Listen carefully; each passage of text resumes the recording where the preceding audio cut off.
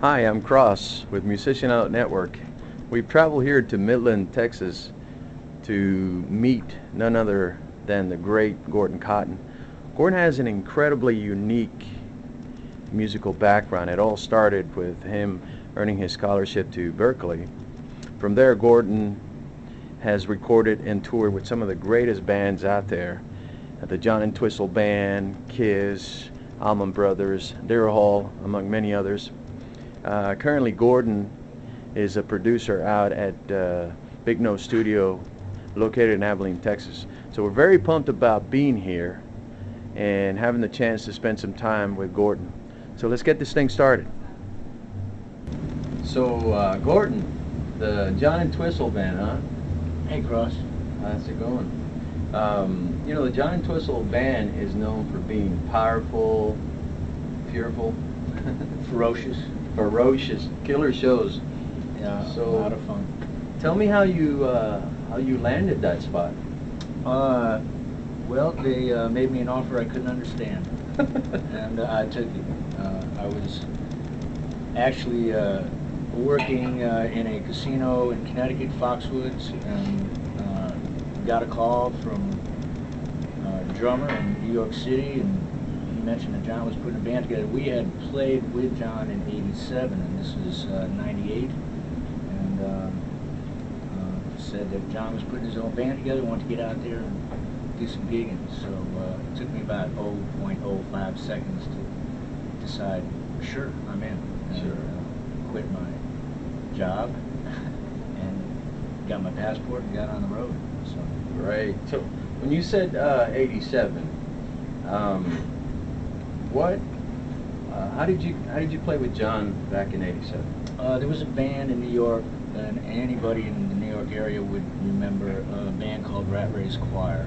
Rat Race Choir. Yeah, that was, I would say, more education than I ever could get at Berkeley in Boston. But it was definitely an education, and that band was widely known. A legend in our own lunchtimes, as they say. And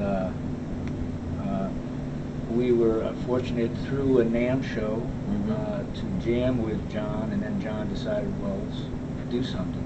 Sure. So that was a few months, that tour, and that was my first meeting and playing with John. With John. Yeah. You've done some work with Kiss? Yeah. Right? I was on the Dynasty album. Dynasty album. Which I call Kisco Disco. Kisco Disco? I was made for loving you, baby. Yeah, I think that's when they went disco. Kind of disco. But what a treat that was to meet Gene, and he's quite the astute businessman, and you know, just I was pretty young at that time. I think in early 20s, and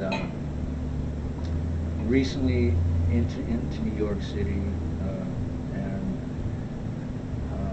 I walk into Record Plant, Studio B, and all these musicians, or all the extras, all the percussionists, and all the sidemen are sitting and waiting, but I didn't know that.